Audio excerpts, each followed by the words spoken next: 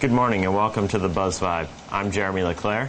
And I'm Craig Golliver. For the last 2.5 months, EHS students have been working hard on their production of Hello Dolly. Here's a quick review.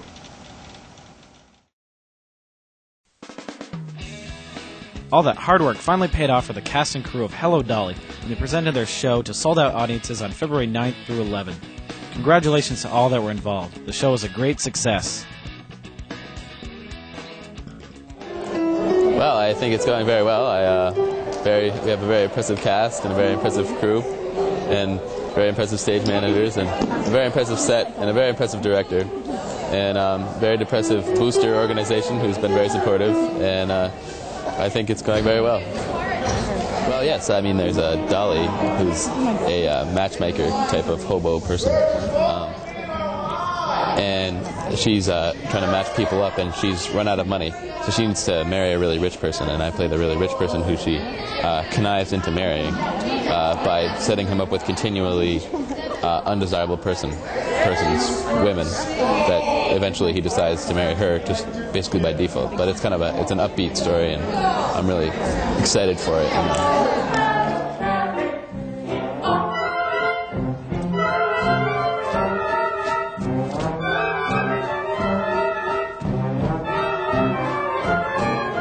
I think it was really successful.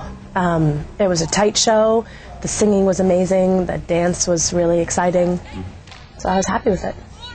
It was the most expensive show we've ever done. We didn't have any costumes from that time period, 1890s, so all of the costumes on stage had to be built from scratch. And we upgraded some of the lights, and we had to rent some lights, so that added to the cost. And this year we tried building sets in the traditional manner, which was an initial cost that we didn't expect.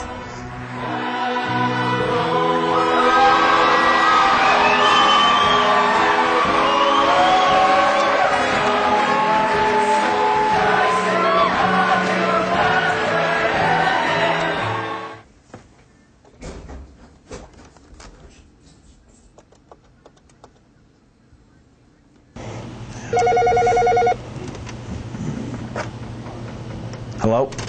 Oh, hey Craig, how's it going? Pretty good. How about you, Jeremy? Oh, it's going pretty well. Hey, have you noticed these new phones around school? Yeah, I have. Let's check out some clips.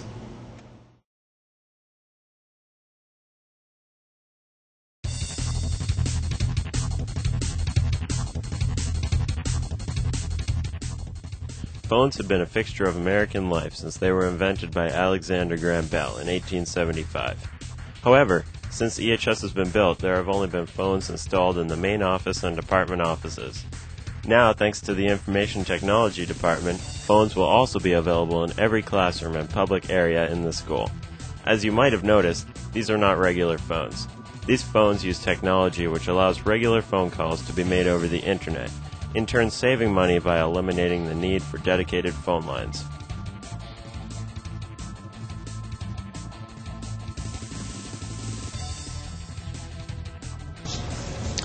I think it's probably a very good thing. It's actually designed mostly for safety for the students and for the teachers too. As I understand it, the system that we currently have is very expensive, so switching to this new system will actually save us many, believe it or not, thousands of dollars a month. If there's an emergency or a situation in any classroom in this building, we can get the information quickly from the classroom to the appropriate sources. Not only that, we can know where the situation is occurring specifically based on the phone. Each classroom phone will be able to call 911 or the office in the case of an emergency.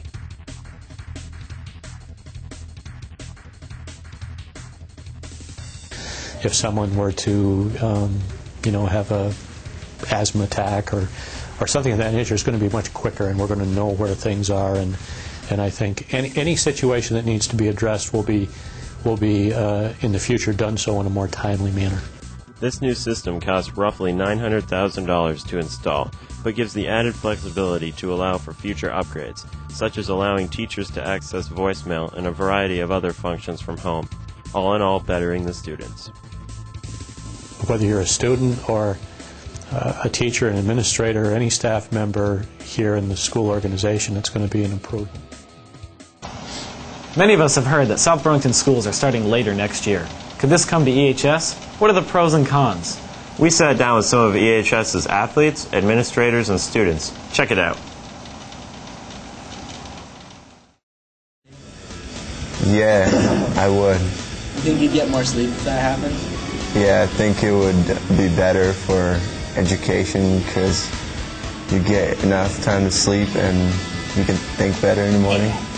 I mean, sure. You know, everyone probably would. You get to, you would be able to sleep in a little bit later. 30 minutes, however much it is, 30 minutes, 40 minutes, I guess.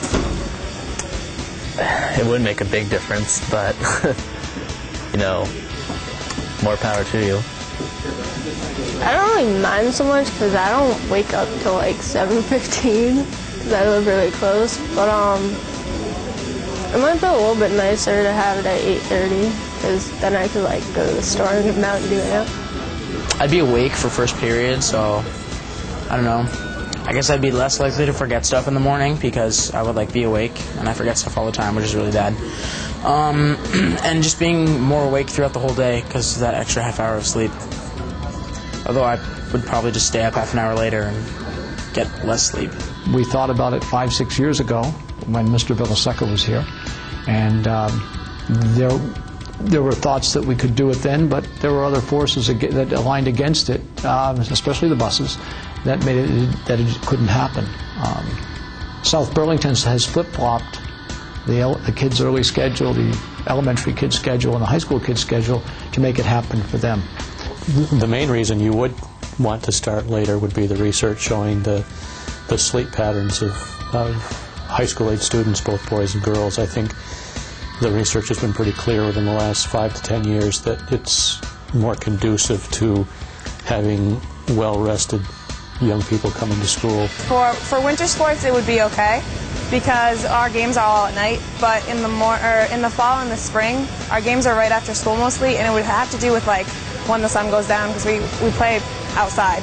The bottom line is you can't create time. So anybody that thinks that we're magically extending the clock, to help us out by getting some more sleep, obviously is mistaken. That we're just adjusting the way we do things. So so we have to work later, or we have to think about families eating dinner later, we have to think about bedtimes being later.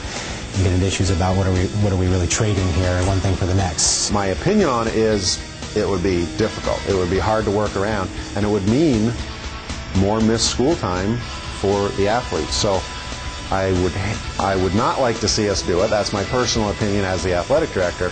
However, I do understand the other side of it too, which is school comes first, and there's research done that students learn better when they can wake up a little bit earlier and start their day later.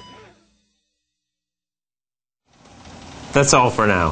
Have a great vacation, and we'll see you next time on The Buzz Vibe.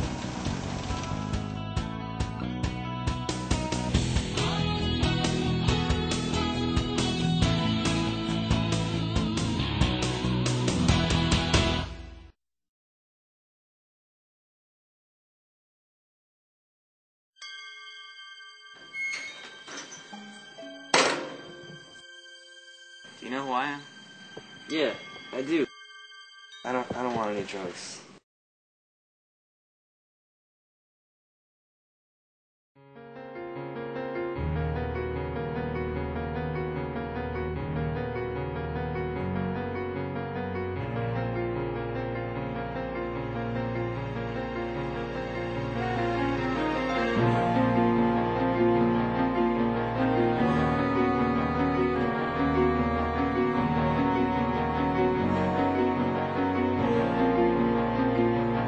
I'm just here to help you out.